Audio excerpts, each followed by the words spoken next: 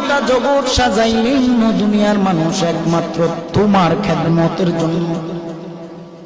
কিন্তু এই দুনিয়া যে বানাইলেন, মানুষ বানাইলেন, আদম হাওয়া বানাইলেন, সব কিছু বানাইলেন আমার আল্লাহ একমাত্র নবীর উসিলায়।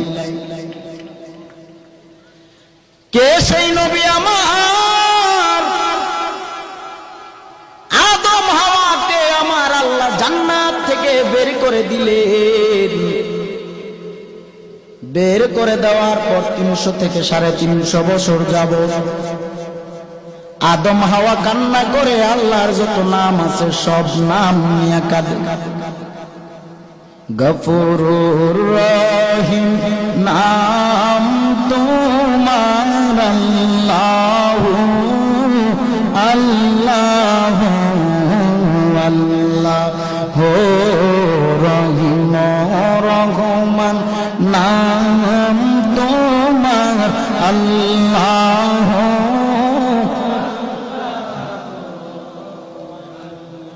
ও আল্লাহ, তোমার এমন কোন নাম নাই যেই নাম আমি আদম নবী তোমাকে ডাকি নাই।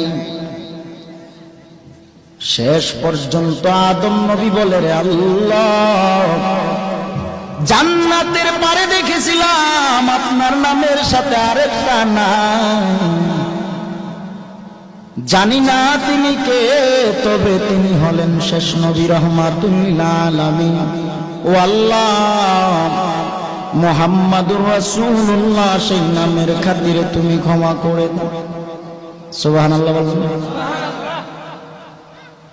ওই নবীজির নাম মুবারক নিয়া আল্লাহর কাছে ক্ষমা চাওয়া মাত্র আল্লাহ বলে, রে আদম, অনেক দেরি করে ফেলেছো।